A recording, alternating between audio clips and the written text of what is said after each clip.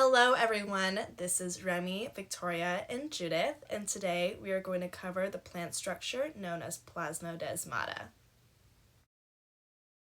In this video, we are going to give a brief overview of what Plasmodesmata are, the developmental process that leads to the overall structure of them, the function and importance they serve for plant cells, as well as the mechanisms for how it is regulated on a cellular level.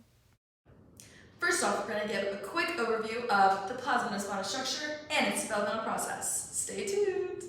So you must be wondering to yourself, what are Plasmodesmata exactly? And that's a great question. Plasmodesmata are cytoplasmic intercellular pores used to link adjacent plant cell tissue together using direct communication. This occurs during cell division. These microscopic structures have a functional importance for plant tissue growth and development. And these red arrows right here represent the pathways that the Plasmodesmata take through the cytoplasm, which we will discuss later. So as we look deeper into the structure of the Plasmodesmata, the gaps go through both the primary and the secondary cell walls of the two adjacent cells. This allows the cells to be connected by their cytoplasms.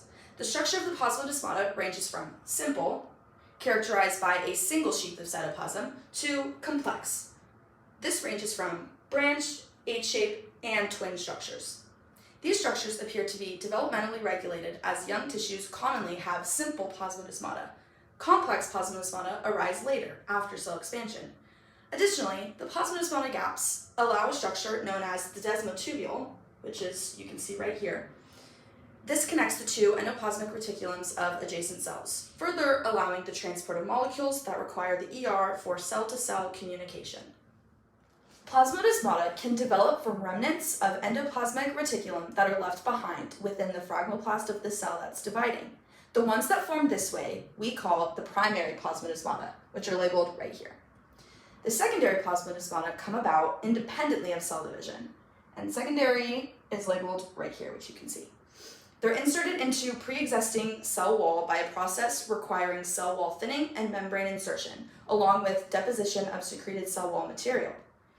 During the developmental process, primary Plasmodesmata develop first, while endoplasmic reticulum and the cell wall are being formed. Secondary Plasmodesmata develop soon after. The hormone cytokinin, which we all know and love in this class, has been shown to increase secondary Plasmodesmata production.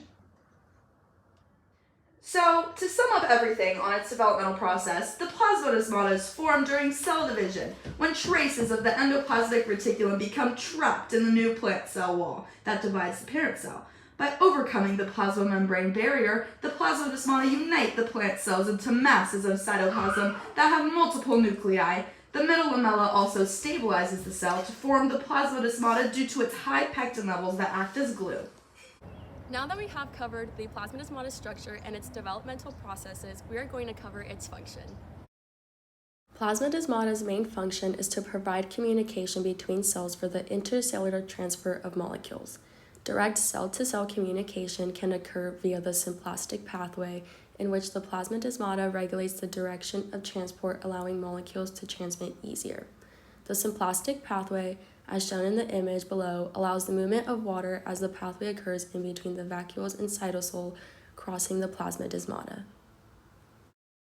Now you may be wondering, what does Plasmodesmata transport?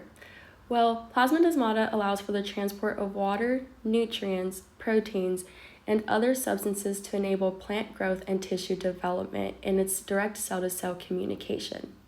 Proteins such as transcription factors alongside messenger RNA, viroids, and short interfering RNA are transported and mediated through the Plasmodesmata. Within the cytoplasmic sleeve, there is a filament named actin that provides strength to the cell to transport information across. What is the fundamental significance of Plasmodesmata?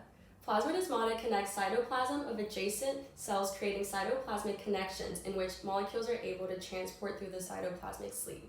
Plasmodesmata form a low-resistance pathway between two cells, allowing large hydrophilic molecules to travel faster through other cells, as seen in the symplastic pathway. It is possible that without Plasmodesmata, there would be no direct cell-to-cell communication to transport information because this would be closed. Because Plasmodesmata provide plants with cell-to-cell cytoplasmic communication, a form of regulation is needed. Stick around for the specific mechanism of regulation. The part of the cell wall immediately surrounding the plasmodesmata is more rich in pectin than cellulose, making these areas flexible. This allows for the dynamic nature of plasmodesmata, allowing them to change the size of the pore in response to certain stimuli. Though there are a lot of the specifics of the mechanism for plasmodesmata still being researched today, it is understood that there are different stimuli such as mechanical stresses, including wounding, chemical exposure, and pathogen invasion that can regulate the width of the plasmodesmata channels. Using probing techniques, it has been discovered that the plasmodesmal space is around 3 to 4 nanometers and can vary from plant species and even cell types. Plasmodesmata regulation can be especially important for defense against viruses. Since plasmodesmata serve as a gateway between cells, if there is no mechanism to regulate the pores, viral particles can move throughout the plant and infect many cells. In terms of the specific cellular molecule that is involved in controlling the mechanism for closing and opening the plasmodesmata pores, researchers have evidence to believe that the molecule callose is important for regulation. For example, in response to a virus, callose is deposited in the cell wall surrounding the plasmodesmata, and the pore closes its gap. On a molecular level, the enzyme callose synthase, specifically CalS3, is responsible for synthesizing callose, and beta-1,3 glucanase is responsible for callose degradation. Thus, these enzymes are important for interpreting a range of stimuli to regulate the levels of callose and in turn the regulation of the pores. Thanks for watching. Bye. Stay tuned for references.